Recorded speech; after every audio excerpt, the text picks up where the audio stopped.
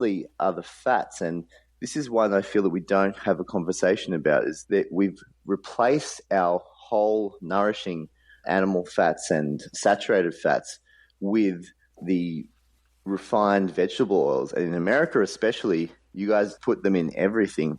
And we're talking about, the sunflower oils, the cottonseed oils, canola oils.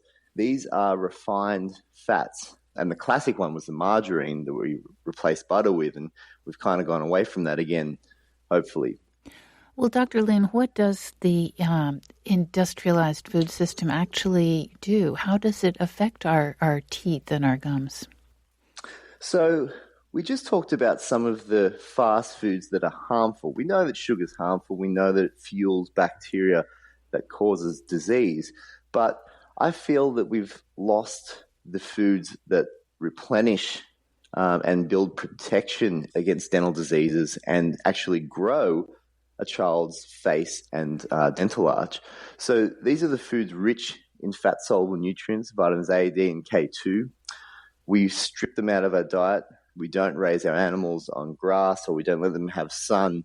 These are the things that really have taken out the quality in our foods. And this kind of speaks to something called the epigenetic messages that our food sends to us. And throughout its life on Earth, whether it was a plant or an animal, it sends those messages to us. So fast food really strips those messages, and I think that's what causes ultimately the damage.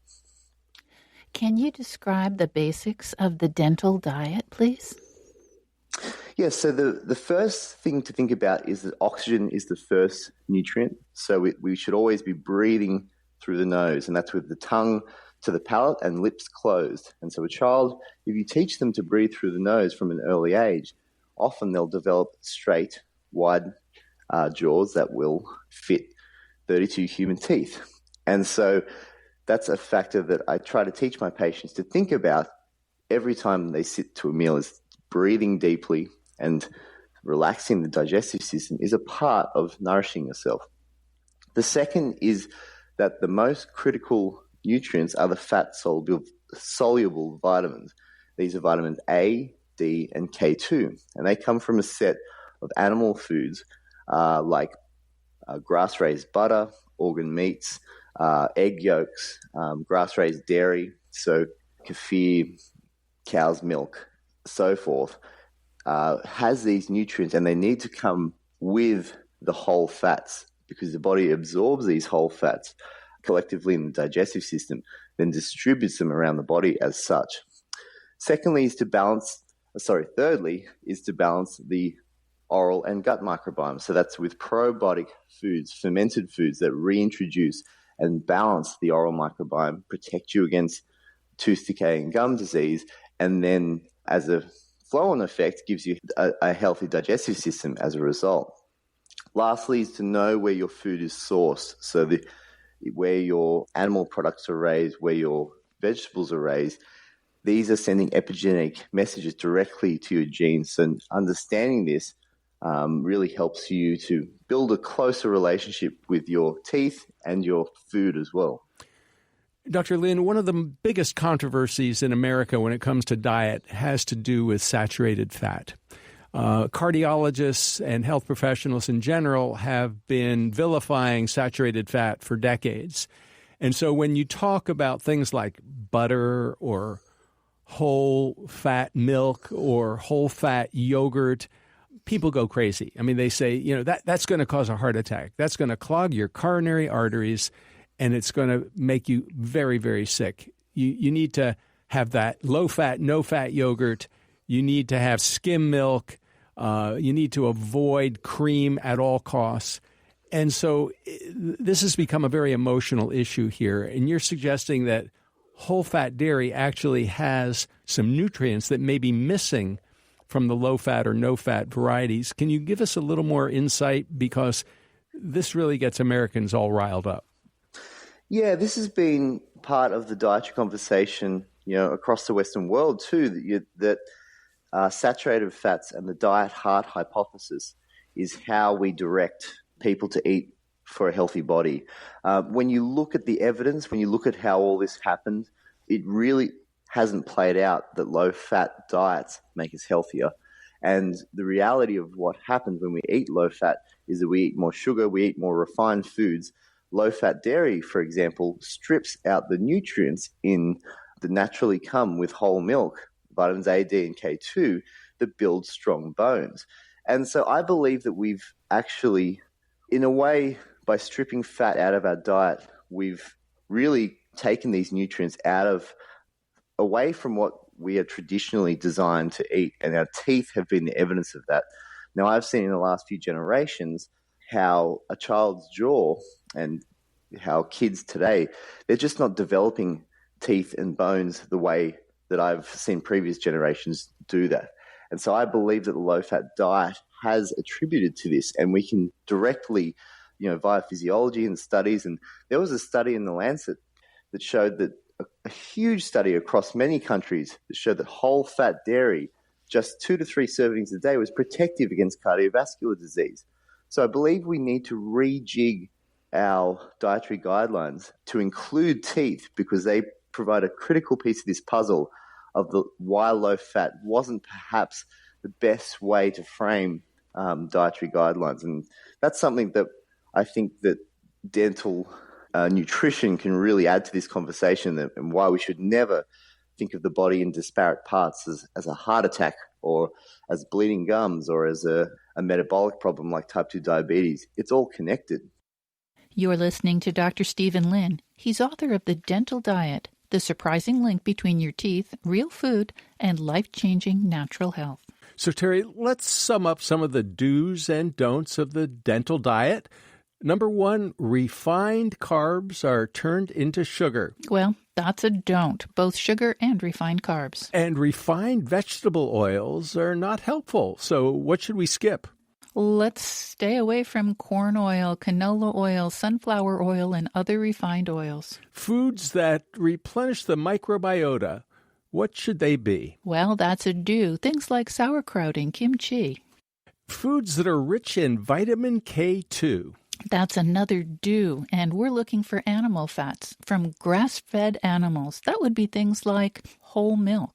What about foods with fat-soluble vitamins, D, A, and, of course, back to K2? Well, we're going to source them from whole foods, and we also want to eat foods that require chewing.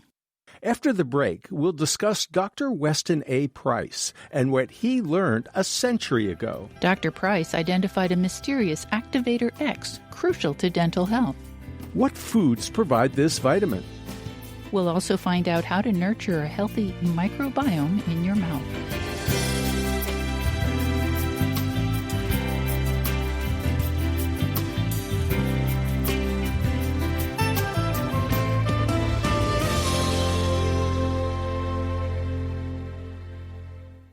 You're listening to The People's Pharmacy with Joe and Terry Graydon.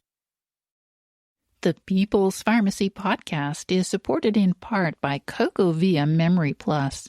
CocoVia cocoflavanols support both cardiovascular health and cognitive function by promoting healthy blood flow, transporting oxygen and nutrients to vital organs and muscles, including your heart and brain. CocoVia Memory Plus has 750 milligrams of cocoflavanols, the plant-based nutrients from fresh cocoa that have been proven to help boost memory. CocoVia Memory Plus is backed by 4 clinical trials that demonstrate improvement in 3 different aspects of memory: long-term memory, spatial memory, and word recall.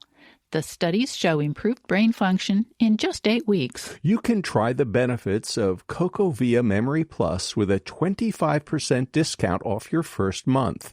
Use the code PEOPLES25. To get the full benefits, take it daily for 8 weeks.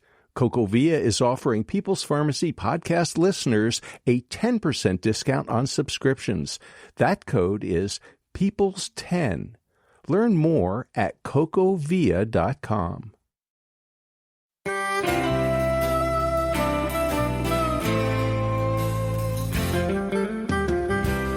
Welcome back to the People's Pharmacy. I'm Joe Graydon. And I'm Terry Graydon. The People's Pharmacy is brought to you in part by Cocoa Via Memory Plus, a supplement with 750 milligrams of cocoflavanols, the plant-based nutrients from fresh cocoa that help support memory. More information at cocovia.com. Also by Verizana, an analytical laboratory providing home health tests for hormones, gut health, and the microbiome. Now with an annual health club plan. Online at verisana.com/health-club. And by Kaya Biotics. These hypoallergenic probiotic products are made in Germany from certified organic ingredients. Online at kayabiotics.com. Today we're exploring how to promote dental health with our diet. Dentists have been paying attention to the microbiome in the mouth for a long time, but there has not been much connection in studying how the oral microbiome is related to the gut microbiome. Surprise, it is. And how diet affects both of these important collections of microbes. We are talking today with Dr. Stephen Lin. He is a board-accredited dentist, TEDx speaker, and author of The Dental Diet, the surprising link between your teeth, real food, and life-changing natural health. Dr. Lin, when we talk about diet and teeth and the dental diet, as your book is titled, what comes to mind is a dentist who was active doing a type of research around the world in the early 20th century, Dr. Weston Price. You have written about him as well. Can you tell us a bit about him and what you learned from him? Yeah, I discovered Weston A. Price by accident, and I'd actually taken some time away from dentistry because I felt somewhat disillusioned with my career. I didn't know if I could fix teeth all day, and I felt there was a missing piece of the puzzle. And I was actually in a traveler's hostel in Turkey, Istanbul, taking some time away from my work, where I came across a book called Nutrition and Physical Degeneration. And it was written by Price, who went around the world in the 20s and 30s, and studied cultures, 14 cultures all across the world. And what he did was quite remarkable. He took photographs. There's 14,000 black and white photographs in his book, and he documented when the modern diet intercepts traditional foods in all of these cultures. And it really spoke to me in a way that I probably didn't realize at the time. It took probably years for me to go back to. But what Price's work opened up for me was that there was far more to the dental health story than I was told at dental school. And that was really my opening point into thinking about nutrition as a basis for my dental practice, and that how we should be eating to prevent orthodontic braces in our kids. These were things that Price alluded to. He published, and the work was lost. And it took 60 years before Sally Fallon and the Weston A. Price Foundation revived his work. And there have been some confusions when I was going through what Price was saying and comparing to the literature. We really misunderstood the message that he was talking about. And there was a mysterious nutrient that he said was critical for healthy teeth and healthy bones. He called it activator X, and he never found out what it was. And it wasn't until just 10 years ago that we realized what that nutrient was. And I think it's a huge missing piece of the puzzle that vitamin K2 works alongside vitamin D to distribute calcium in the body and give us strong teeth and bones at the same time. So activator X is vitamin K2? Yes. So in Price's book, he writes of 3 nutrients that every culture made sure that they ate.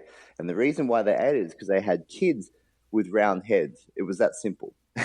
But what they were alluding to was that these kids had strong craniofacial structure and bones. And what K2 does is it activates proteins that carries calcium into teeth and bones and out of soft tissues. Now, we were talking about heart disease before. One of the biggest predictors of cardiovascular disease has been the coronary calcium score. And so when your body doesn't manage calcium properly, you get calcium buildups inside your soft tissues.